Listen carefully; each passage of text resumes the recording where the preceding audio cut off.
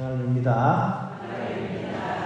일단 오늘 우리 그동안 정말 많은 난관을 거쳐서 오늘 이 자리에 있게 된 5분의 유기 서약사들 위해서 우리 격려의 박수, 그동안 수고 많이 하셨다고 주시기 바랍니다. 우리 계속3의 성소를 이렇게 성소의 길을 이제 걸어가고 계신 분이니까 성소에 관련된 얘기를 약간 이렇게 오늘 복음에 맞춰서 이렇게 들려드리면 좋을 것 같습니다. 33.3% 이게 무슨 퍼센트일까요? 33.3%. 정확하지는 않은데 저희들이 수도원에 들어와가지고 종신서약 이렇게 해서 살아가게 되는 한 비율이 그 정도 됩니다. 3분의 2 정도. 한 10명 오면 3명하고 0.3 정도가 이제 수도사로서 이제 평생을 이렇게 살아가게 됩니다. 왜냐하면 또 그만큼 또 막상 입회했다고 해서 그 사람이 이렇게 정식으로 수도자가 되는 데는 좀 어려움이 있습니다. 개인의 문제가 있어서 또 그만두기도 하고 또 수도원 생활, 공동생활이 너무 힘들어서 공동체에서 식별을 하기도 하고 또 개인사가 또 있어가지고 그렇기도 하고 그래서 몇 퍼센트가 남는다고요? 33.3%. 정확하지는 않습니다. 근데 희한하게도 그죠? 그 수도원 안에는 성소이기 때문에 그 고민하고 갈등할 때 뭔가 이렇게 붙잡는 그런 힘이 좀 있는 것 같아요. 제가 이렇게 직접 이렇게 옆에 있으면서 많이 체험을 해봤거든요. 저희 동기 중에도 오랜 동안 고민을 하다가 결국 퇴를 결심한 형제가 한 명 있었습니다. 형제들이 막 붙잡았음에도 불구하고 이 형제는 나는 나가는 게 낫다고 이제 결정을 했죠. 그래가지고 이제 그날 저녁에 나가기 전에 파티를 열어줍니다. 간단한 이제 공동식 파티를 하고 이제 아쉬워하는 동기들과 이제 결별을 이렇게 하면서 다음날 이제 파견 미사를 하면서 이제 보내는 거죠. 근데 이제 파견 미사 복음이 기가 막힌 복음이었습니다. 어떤 복음이었을까요? 오늘 복음이었습니다. 오늘 복음이 뭐였죠? 그죠? 포도나무 비유입니다. 그죠?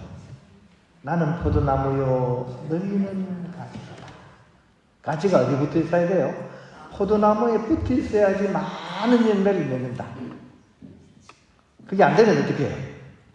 잘려가지고 불에 태워진다 나오잖아요.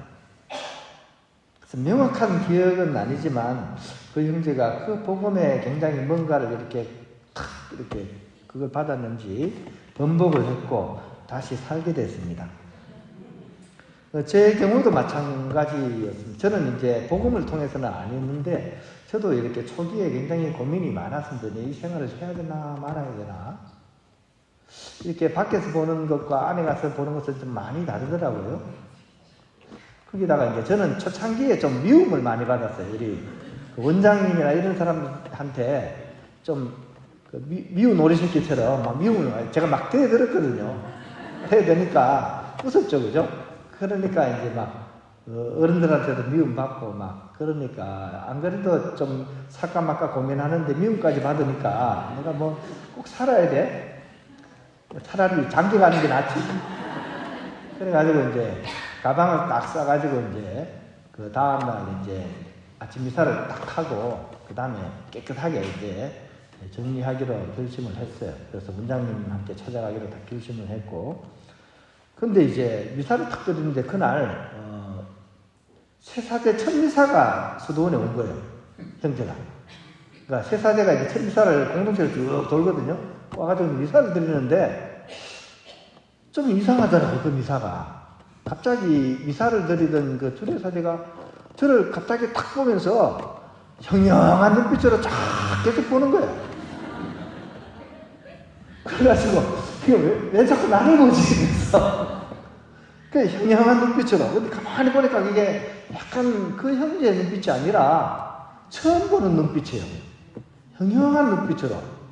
마치 예수님을 본 적은 없는데 마치 예수님의 눈빛처럼 그 눈빛이 저를 막 뚫어지게 계속 보더라고요. 미사에 집중 안 하고 왜 자꾸 나를 보는지 모르겠어요. 그러면서 그 눈빛이 저한테 이런 얘기하는 것처럼 들렸어요. 내가 다 안다. 하지만 내가 있지 않니?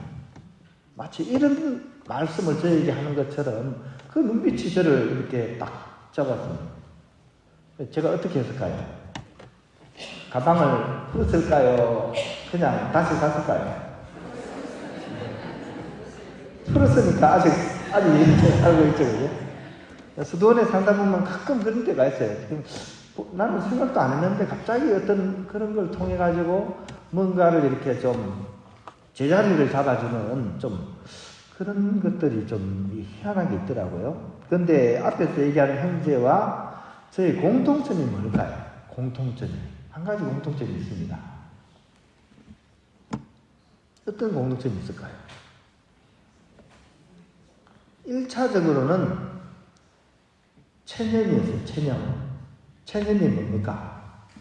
포기하는 거죠. 마음을 어떻게 내려놓은 거예요. 내가 살아야 되겠다. 어떻게 해야 되겠다. 이제 해도 안 되니까 포기를 한 거예요. 체념을 해버린 거예요.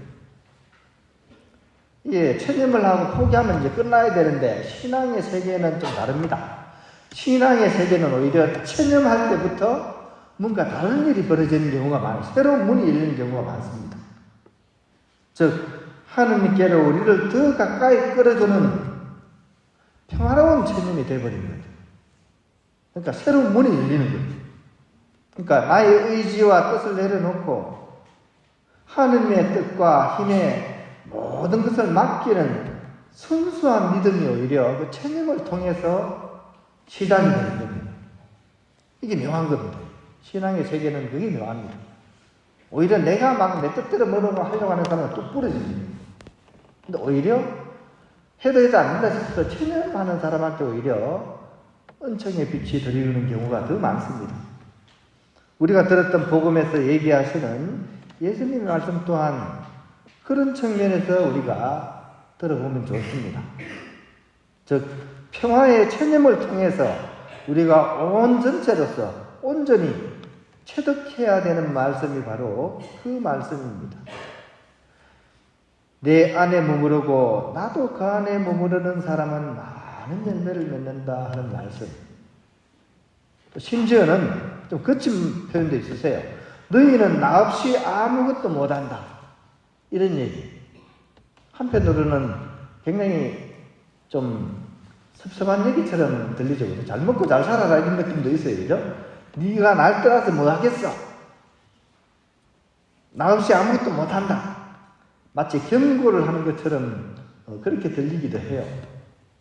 하지만 이 말씀은 그런 뜻이 아니라 언제나 너와 함께 하겠다는 그런 약속이고 등을 두드려주는 격려의 말씀입니다.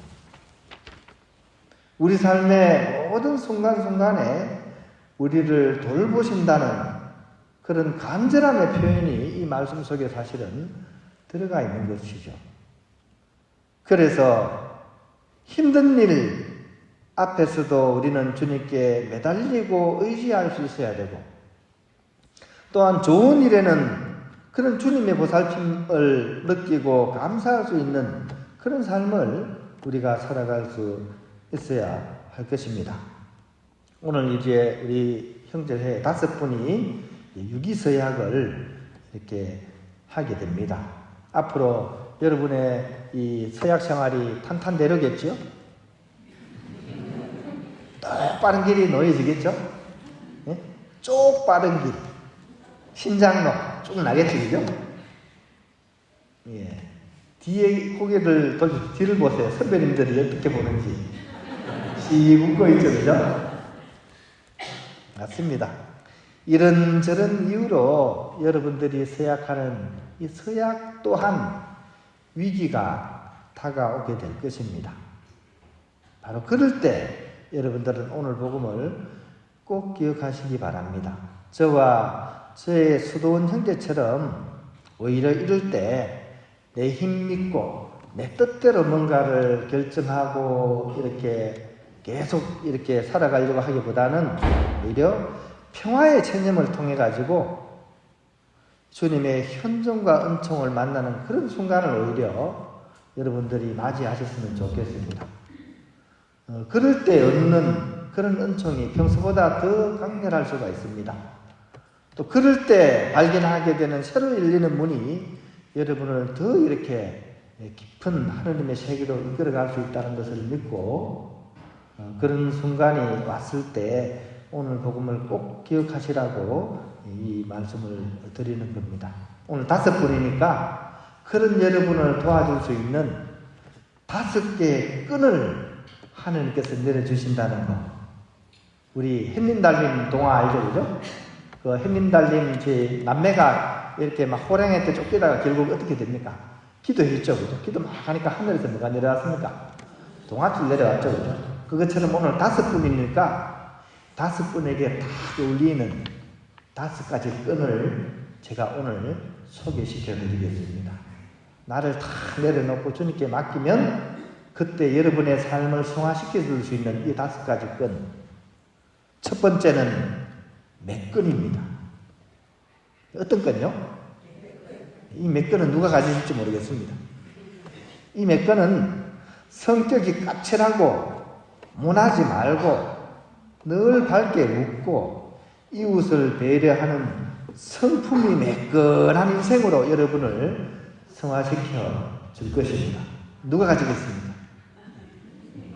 나중에 알아서 하나씩 챙겨가세요. 두 번째는 발끈입니다. 어떤 건요? 발끈. 한번 넘어지거나 실패했다고 주저앉지 않고 어떤 순간이든 늘 함께 하시는 주님의 백을 굳게 믿으면서 발끈해서 일어나는 오뚜기 인생으로 승화시켜주는 그런 끈입니다. 이 끈 누가 가지시겠습니까? 이것도 알아서 상의하십시오. 세 번째 끈은 화끈입니다. 어떤 끈요? 화끈. 뜨겁지도 차갑지도 않으면 뱉어버리겠다는 주님의 말씀 아시죠? 그죠? 이것처럼 누군가 해야 할 일이면 내가 먼저 하고 언젠가 해야 할 일이면 지금 하고 어차피 해야 할 일이면 화끈하게 하는 그런 인생으로 승화시켜주는 끈입니다. 네 번째는 따끈입니다. 어떤 끈요? 따끈. 계산적이고 차가운 뱀 같은 그런 형제자매가 아니라 인간미가 느껴지고 털털하면서 마르지 않는 샘처럼 늘 촉촉하고 이웃들에게 베풀 줄 아는 따끈한 인생으로 성화시켜주는 끈입니다. 이 따끈은 또 누가 가지시는지. 마지막으로 질끈입니다.